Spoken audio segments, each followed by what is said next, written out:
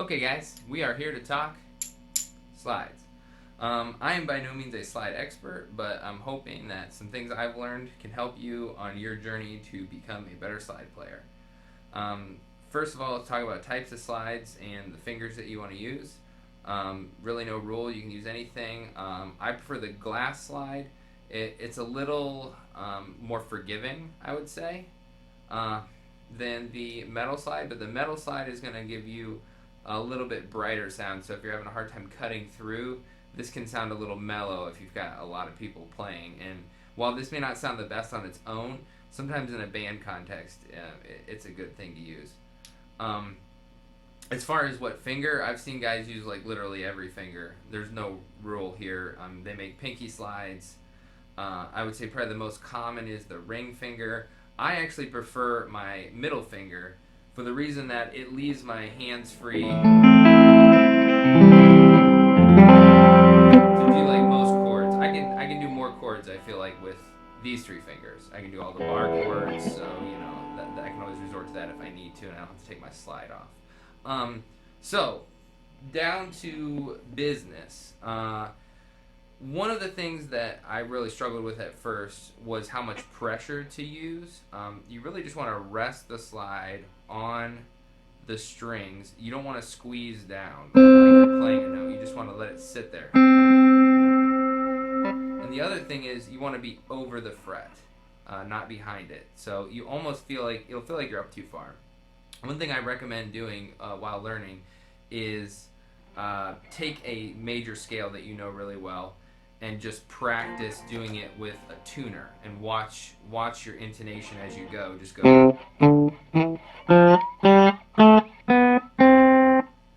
up and down whatever scales that you are comfortable with, and just work on that, and you'll start to understand the relationship with the slide with the right note. That's generally why you're getting not probably a bad sound is you just aren't intonated right. You're a little flatter, a little sharp. Also, this part of the neck is much more forgiving than this part. Like, for example, if I play this down here, like a note, and I'm a little off, listen to see how that changes. If I play that same note up here, you know, it's a lot less forgiving. So if you're not as comfortable with the slide, try to restrain yourself to down here, because obviously you can tell by the spacing of the frets that a little movement up here and being a little off can sound like really, really bad. Now let's talk about muting. This is a very important part of playing. So for example, if I just pick notes and I don't mute anything, I just let my slide sit.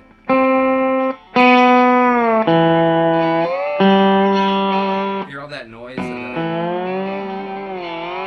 right? That's because I'm not muting. So what you need to do is you need to drag a finger somewhere behind the slide. So it's going to do two things. It's going to help you with the way your hand slides, because you're not just, you have something to rest against. And the other is it's important because it's going to mute those noises. So hear that? Versus.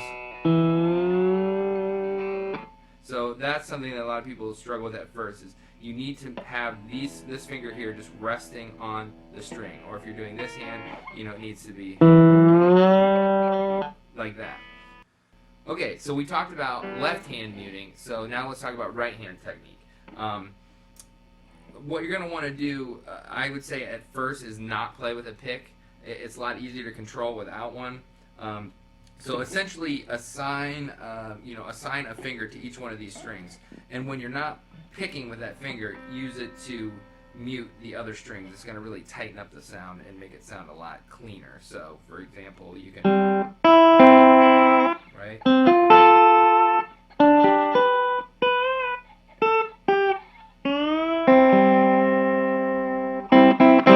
There, a little bad intonation myself there, but those are some tips. And obviously it's very dry right now, so it's very directed in your face.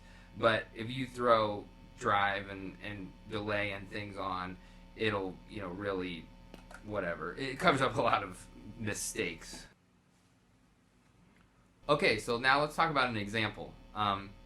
I think Howie loves it came up in our discussion and is probably the must-know slide lick for church players. So in my examples, to apply what we've learned, if we're dragging a hand and we're using just our fingers, no pick, it would go something like,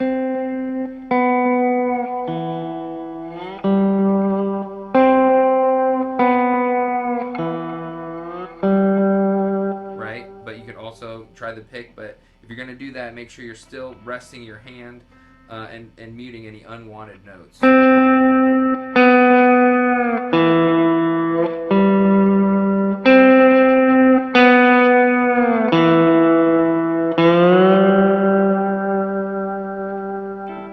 the nice thing about the slide is, you can be more expressive. You can slide up to a note, or you can just kind of, jump up to it. You can do a slow, wide vibrato.